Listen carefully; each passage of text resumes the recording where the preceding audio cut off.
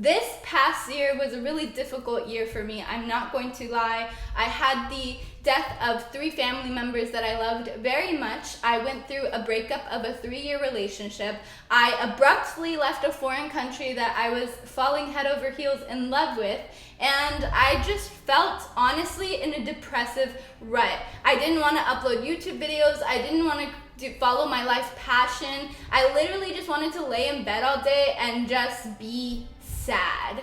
And I've learned throughout this process how to integrate and let go of the negative emotions, but they must be felt first. So that's what I'm going to help you do in this video. Hello wonderful human beings, welcome back to my YouTube channel. My name is Pizza. Make sure to hit the notification bell and the subscribe bell as well so that you can get notified every time I upload a video about spirituality, self-help, and becoming the best version of your sexy self, okay? Let's get started. Step number 1, understand that negative emotions are a part of the process and they must be welcomed. A lot of times in the world of spirituality, we get this idea of toxic positivity. Blech!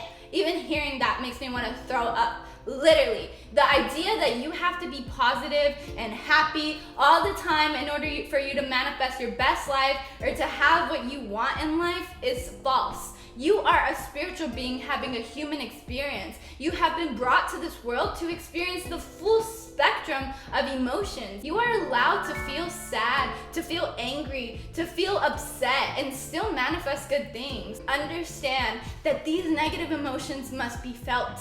They must be welcomed, okay? Emotions are visitors. They are just here to be felt, integrated, and then move on. But do not shame yourself for having low or negative emotions. Understand that this must be a part of the process, must be felt, and love yourself for that. That's okay. Step number 2. Boom! Make time to sit with those negative emotions that you are experiencing. Make time to feel them. In this world of technology and instant gratification, it's so easy to override our emotions. I mean, who wants to sit and cry about why you're sad when you can just scroll through TikTok for hours and numb your brain out? You know? So it's important to make time to sit with those emotions. The process looks different for everybody. And if you need help creating that process for you, link in the bio down below, my coaching website. I will happily help you integrate and move through these emotions. I've helped so many clients practice sitting with the emotion. Once the emotion is felt, it can then be moved. But it must be felt first. So you must see yourself as a filter, right? So this is you. This is the emotion. You are not the emotion.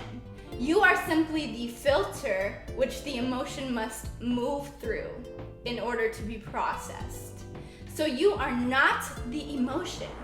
You are the filter. So sit with the emotion. Feel it full on. Write about it. Describe it. Put a name to it. Sit with that emotion. When I am feeling low, sad, upset, mad, anything like that, I have a processing feelings checklist. It's right here. This is a list of things that I do when I'm feeling low. What does sitting with your emotions look like for you? Comment down below a technique that works for you. Is that crying? Is that safely throwing rocks outside? I do that sometimes. Staring into a pillow? Comment down below your favorite activity for when you're feeling low. Step number 3, reframe your perspective. When we are able to reframe our perspective, we give a new meaning. Understand that nothing has meaning except for the meaning we give it. That is why we are the creator of our lives. When we allow something to put meaning, we give our power away. Okay, take your power back. Realize that you have the power to create meaning to what this emotion actually means. Figure out why you're upset, and once you understand why you are upset, change the narrative. Because when you change the narrative, that is going to help you keep on moving. You can do this by asking yourself, how does this emotion serve a purpose in my life? How do these negative feelings help me get to where I want to go?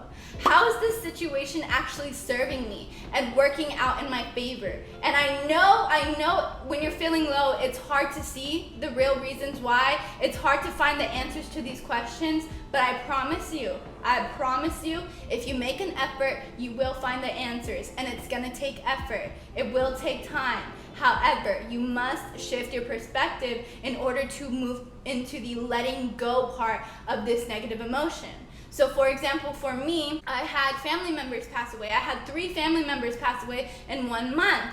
And I could have looked at that and I could have been like, this means the world sucks and everybody's gonna die. So what's the point of loving people? But instead, what did I choose? Instead, I chose to believe, everyone has their time. Time on earth is so fragile. Let me enjoy the time I have with my loved ones. How precious is it to remember a loved one? How precious and lucky am I to have gotten that time spent with them? So you see, in that situation, I shifted my perspective. That's going to look different for you. Step number 4, which is letting go of your emotions. Once your emotions have been fully felt, you fully spent the time sitting in that discomfort. And once you have shifted your perspective, it is now time to do redirection. So this is redirecting your focus to what you actually want in life. Because the brain, and Dr. Joe Dispenza in the book Breaking the Habit of Being Yourself talks about this all the time. We get addicted to negative emotions. We chemically in our body get addicted to the cycle of feeling low. So it's going to take effort in order for you to let go of these emotions. So you're going to have to consciously make an effort to redirect your focus. So back to my example, right? In this example for me, of course I think of my dead relatives, like I love them and they passed away. So every time I think about my dead relative, my brain naturally wants to go, I am so sad. I will never see them again. And this is terrible. This is so terrible. And I just want to sit in that pity and that sorrow and that anger and all of that feeling. I want to sit with it. And I do. But after I'm done sitting with it, I remind myself to redirect my focus. What is the redirection? That the people I have in my life now should be cherished. That I'm lucky that I got to spend that time with them. That everything is happening for a higher purpose and a higher reason. That is the perspective, the new perspective I chose to take. So therefore, every time this old perspective comes up, I have to redirect my focus. And it takes effort and it takes practice. I know this can sound like a lot of work. So if you're looking for a spiritual life coach to hold your hand and help yourself through this process, like I said, I'm open for clients. Down below, link in the bio, spiritualpizzacoaching.com, and I will happily help you work through this. And if not, you got me on YouTube, okay? So here are some more of my videos that could possibly help you on this topic. I love you so much. Comment down below any requests, questions. Mwah. Bye!